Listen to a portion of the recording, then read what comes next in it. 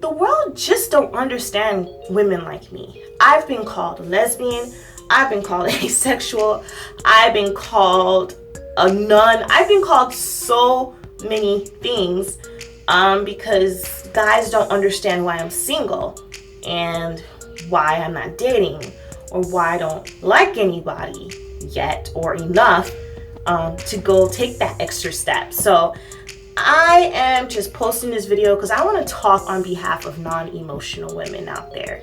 Stay tuned. Hey beautiful people, thank you for clicking on this video. If you are not already subscribed, go ahead and click this button right here, this little icon, or under the video, click subscribe and hit the bell for notifications. So it looks like you guys want more date videos. And again, I would never make a video if it's not personal to me. That's just how I roll. I can't speak about stuff that I never experienced. I can't speak about stuff that I know nothing about. So this video, as you can see from the title, is about understanding the non-emotional woman, understanding the NE woman. What do I mean by NE? Okay, so there are three things you need to understand. It's not saying that she doesn't feel anything, because we're humans. That is the stupidest conclusion to come up to. Humans have emotions. Of course we feel, right? But there's three things I want you guys to understand about the quote-unquote non-emotional woman. So who termed this non-emotional woman? Well, it's not really a term that has been coined, but I like using it more than INTJ or whatever categorization category thingy that people use to describe these type of women. And again, I don't believe in zodiacs, the horoscopes, and personality tests to the point that it's the latter, it's gold, it's the word of God. Like, I just take it to be, oh, that's interesting. And then I understand every person, there's variations in our personalities, and you got nurture versus nature and all those things. So we all have different temperaments. But when I say non-emotional woman, I'm talking about, I took notes so I won't veer off, you know? I'm talking about those who are, like, it means that we're very slow to processing our feelings. I'm going to explain these further. I'm just going to give you the three things. So 1, non-emotional women are slow to processing feelings. 2, feelings makes us uncomfortable. And 3, we indeed feel deeply once we have processed those said feelings. So those 3 things I want you guys to understand. That's what I mean by non-emotional woman. Now, as a non-emotional woman, and I'm only calling myself this because based on interactions with men and just getting to know myself over the course of my teenage years and my adulthood, my 20s, I realized that I operate more in my intellectual function than I do my emotional function. And I'm not going to say either are one is better than the other, but I'm reading this wonderful book called A Goddess BlackWoman by Akil, and I love the way that he used the analogy of a sperm. Like, think of a sperm. I know this is weird, but think of a sperm. The head is the intellectual part of the sperm, right? And the tail is the emotions. When the head is leading the emotions, the sperm can penetrate its destination, reach its destination. It can penetrate and have impact, right? Cause life. And the tail, the emotions are needed to pull the intellect forward. Now, if you reversed it, if you put the head was following the tail, look how chaotic that would be. The tail, the emotions have no direction. They're just there to propel you forward, to kind of make you move. So emotions is literally like, you know, energy in motion. But for non-emotional women, in the terms of dating, we tend to be the ones that people say is manly or tomboyish, or we're not the quote-unquote girly girl. We're not so feminine, and I think I want to hit the nail on the head with that one. The femininity and the masculinity, both male and female, we both have aspects of that, and it's important for people to understand that we are reflections of God. God is a mother to the fatherless, you know, the orphan, mother and father. Like, we need to understand that men are not solely going to be masculine. Women are not solely going to be feminine. There's going to be some variations. And I'm not going into any LGBTQI things with that. I just want you guys to understand that it is very wrong for society to ding a woman for having masculine personality traits. And I just really hate that. Anyway, we're the ones that people usually think we're a guy. How we think and how we do. Okay. So there are just 4 roadblocks that I want to mention that men who are interested or are pursuing NE or non-emotional women may come across. And I want you guys to understand it. So this video is mostly for men, but I do want everyone else to learn about it. So you may have a friend who is a non-emotional woman. This will kind of help you understand them better. So the first thing is being overly familiar. What do I mean by being overly familiar? We want to take our time getting to know everyone that we get to know. And this means that friendship or not emoting too much feelings until we are comfortable with someone is how we operate. So in a platonic relationship, for us, this means that we won't begin to share our deepest, darkest thoughts and emotions until we feel as though there is a mutual understanding between I and that person. For them, to know that they're going to accept it and not judge it, but accept it, appreciate it, and don't condemn us for having those thoughts and said feelings. So the same thing in a romantic relationship. Like, it takes us a long time to get comfortable with people, because in a romantic relationship, it goes a step deeper. We have to feel safe with the guy. Like, literally, the best way I can say this, I have to feel as though, I know God is this for me, but if and when I date my husband, whoever he is, right? I have to feel like I can fall in your arms, mentally, physically, and emotionally, and spiritually. I know that you're not perfect, but I have to feel like I can be vulnerable around you. And that takes time, because for me, it takes time to develop that understanding of one another's mental thought processes. You may not understand it all, but that mental intimacy thing is very, very important. The spiritual intimacy thing is very, very important. And once the mental and the spiritual is there, the emotional automatically attaches to that, because non-emotional women operate out of the intellect. Yeah. The second roadblock that men interested in non-emotional women will come against is the overcompensation for awkwardness. I say awkwardness meaning either it's awkward silence, either it's uncertainty that the men are feeling about their standing with us, or how we feel about them, and them overcompensating for their faults by only presenting their best sides. I'm gonna go down to number 4 on this. It kind of ties in, but with non-emotional women, because we automatically assume, most of us automatically assume that human beings are flawed, and we know we don't put ourselves higher. We don't try to expect so much high things from people, because the only thing we can expect high things from is ourselves and God, and even ourselves. Like, we know that we know our limits. Okay, non-emotional women are very vocal about their faults. They're not going to try to hide it. They're not going to try to be perfect, and any person who tries to be super perfect or tries to make them super perfect makes us extremely uncomfortable, because we understand that that's not really truth, and we kind of thrive in truth, in sincerity and genuineness. So overcompensation during awkward silences. There's times where guys, like, sometimes communications is not only verbal words. Communication is body language, and it's also silence. Like, silence is such a powerful tool of communication.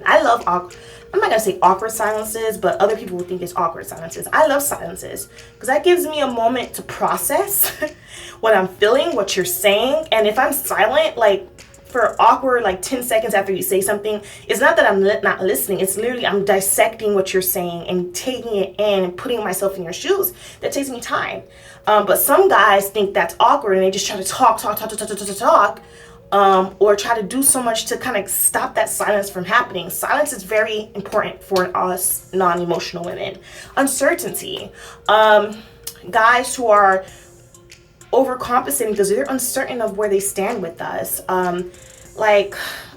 This happened to me like 4 times last year. There are the guys that I met. I'm still friends with a few of them, but there are some guys that I met, and I genuinely like, oh my god, this is a spark, this is gonna be a good friend. Like, I was like, oh man, I love the way you think, I love being around them. This is a person that's gonna force me to think differently about certain things, someone that we can have good dialogue, and also just enjoy each other's company and get to know more about each other's cultures, like, just to get to know each other as friends. There's some guys in that state that was just pestering me, like, over and over and over and over again. Even after I kind of said what my intentions were as being friends, and they'll keep asking, hey, do you have feelings for me? Oh, do you see me as a boyfriend? Do you ever think we will be more than friends? And again, explain the first thing, the overly familiar. If we don't know each other a lot, I'm not going to say time span because it changes based on the 2 parties involved in the relationship. But it's really hard for us to know those things. If you're feeling uncertain, it means that we're uncertain too, because we're still trying to figure it out. And putting your best self forward.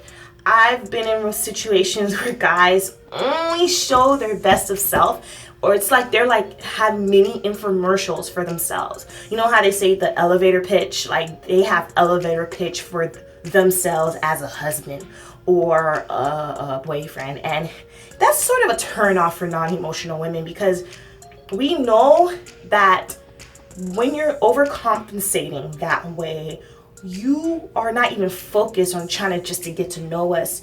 You're literally trying to jump ahead on a bandwagon that we're not even on. Like, the train is leaving the station and we're not even packed yet. Like, our emotions are not packed, and even knowing that they need to be packed, because we don't know where we're going. We don't know we need to be at the train. You get me? So that putting your best foot forward so much so quickly up front is a real turn off for us. We like faults. We like, people saying what their limits are, because we do it ourselves, and we would like to be with a partner or have a friend who does the same. Number 3, we don't really get jealous. Some of the guys that I denied tried so hard to make me jealous. This has happened even with my ex. I still remember this one incident when we were dancing and a girl took him from me on a dance floor. I didn't get jealous.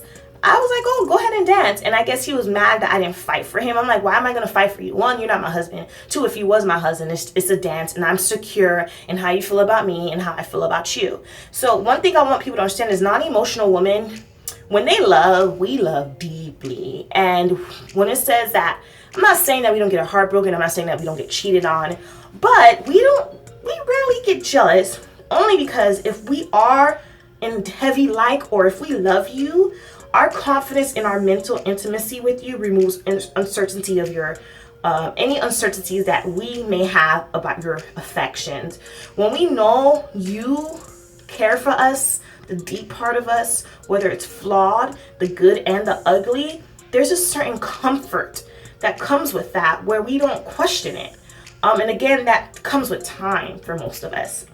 And the number 4 thing that guys fail to understand about not only non-emotional women, but most women who are mature and really want a healthy relationship. Sincerity is the best policy. Be sincere or you're going to get curved. Now, there is a double-edged sword specifically for non-emotional women. What is a double-edged sword? If you come up front right then and there and you're too upfront about your intentions, it can kind of make us uncomfortable. And I want to explain, give an example. So I posted something on my Facebook earlier. A guy he copied and pasted my profile, messaged me on WhatsApp, even though he had my phone number, and said, called me beautiful, and then not even beautiful, I've had guy friends call me beautiful, I call him handsome, it's fine.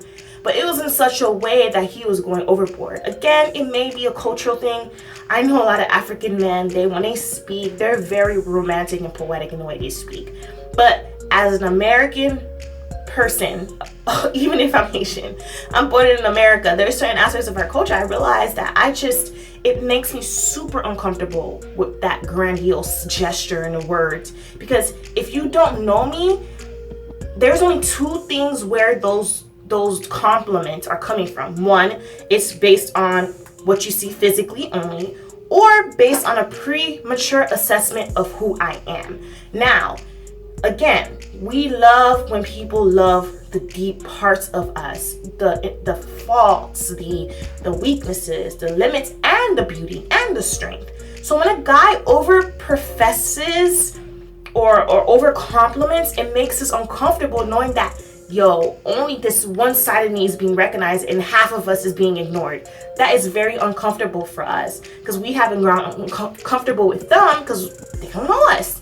And they don't have anything, no merit to complimenting us other than our physical attributes and the premature assessment of what our character is. Now, the double edge of that. Now, if someone is not upfront about their intentions ahead of time, that can really mess you up too. Now, this happened with me too many times this year and last year. I told guys straight up the first time I met them, yo, I am just looking for a friend, a good guy friend. I'm making good friends in the city. I really don't have family here. I am not interested in dating. I'm not emotionally interested in that. If you can't handle that, don't try to be friends with me. And they'll all say, no, I want the same thing.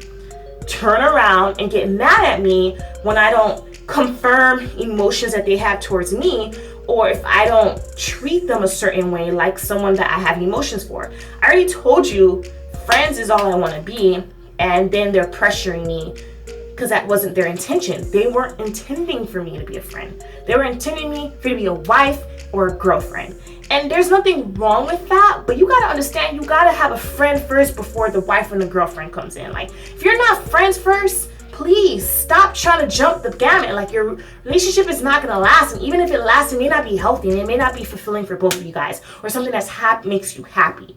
Okay, so those are the double-edged swords with the sincerity thing. Again, I would rather a guy come up to me and tell me how he feels up front.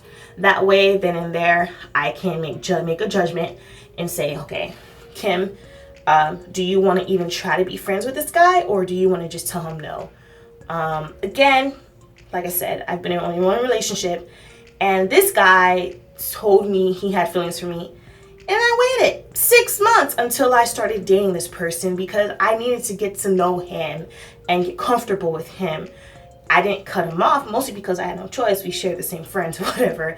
But yeah, like, persistency is not a problem if you were sincere about how you felt and the girl said she's willing to be friends with you. Because that girl is literally trying to, you know, get to know you to make a decision. But again, when she does that, don't rush her. Especially if she's a non-emotional woman. We don't know how we feel. Hey, it's Kim here. If you like this video, give me a huge thumbs up. I know you guys really want more date videos, and again, I can only speak about what I know about.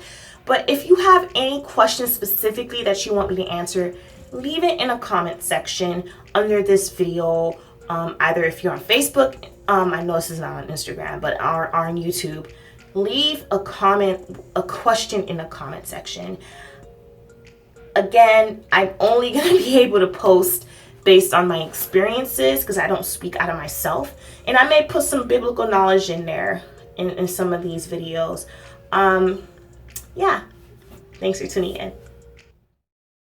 Hey, it's Kim here. Thank you so much again for tuning into this channel. Be sure to subscribe and click the bell for notifications. Do you want me to talk about something specific?